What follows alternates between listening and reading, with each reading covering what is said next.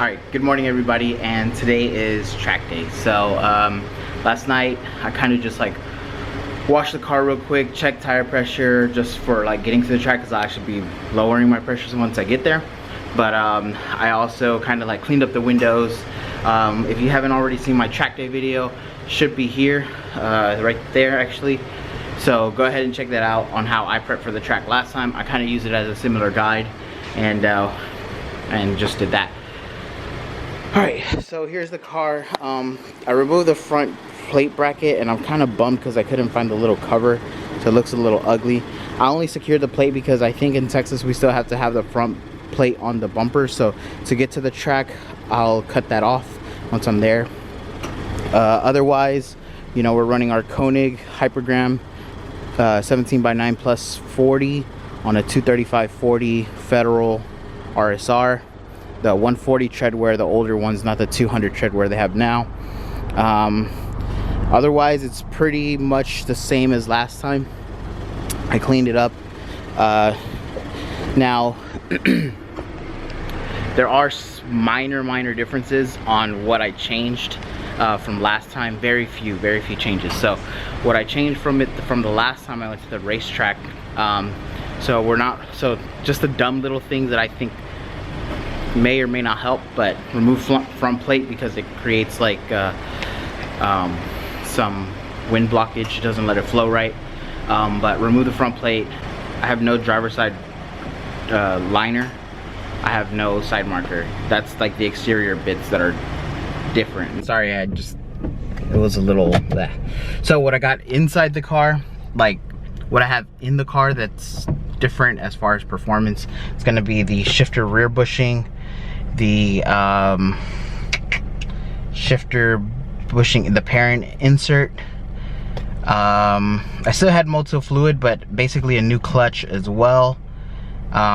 Rear brakes, so I have like Hawk front brake pads, Hawk HPS rear brake pads, rear stainless steel lines, and just a new fluid flush, so that's a little different.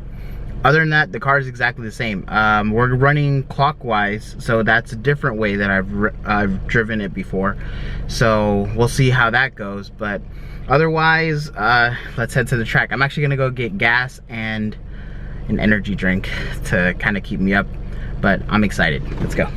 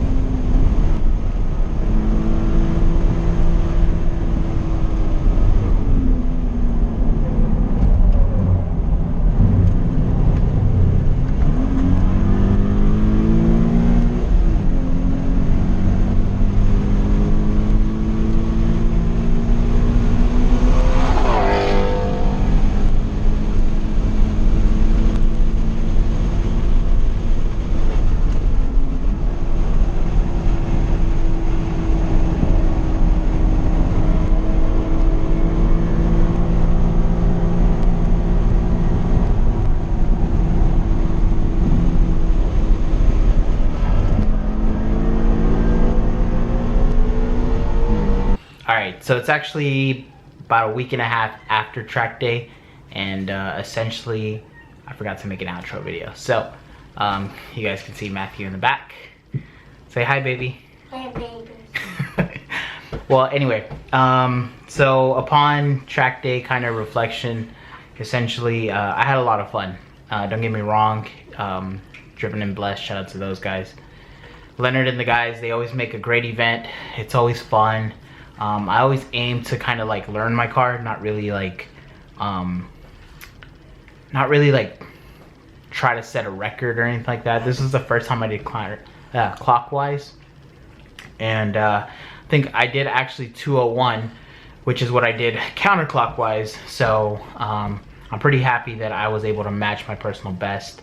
Don't know down to the milliseconds, but all I know is I matched my personal best. So and what I learned basically is I won't get a better time unless I do engine mods. Like I don't think I'm gonna be able to break 2.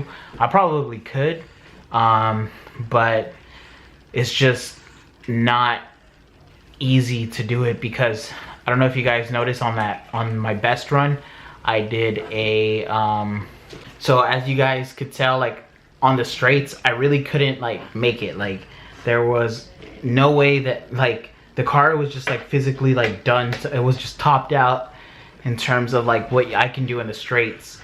I couldn't get there quick. I think the momentum I was carrying was pretty decent on that final run. I'll learn from that because it was a great way to kind of like learn what I need to do in terms of those technical corners, which kind of messed me up in the beginning because I didn't know exactly what line to take. So I kind of had to like figure out the line first. I couldn't just like make the line, take the line that I thought. So what I ended up doing is actually sold my track wheels. So the Federal RSR and the Koenig Hypergrams are gone. I actually sold them. I didn't make money or anything like that. I didn't even break even, unfortunately, but that's okay because I got some cash out of it, and I'm able to change my setup. I actually bought a new set of daily tires and some other stuff for detailing, so I'm not upset with selling the wheels. I kind of figured at some point I'd get rid of them. I kind of wanted to keep them forever as just like a set just to have.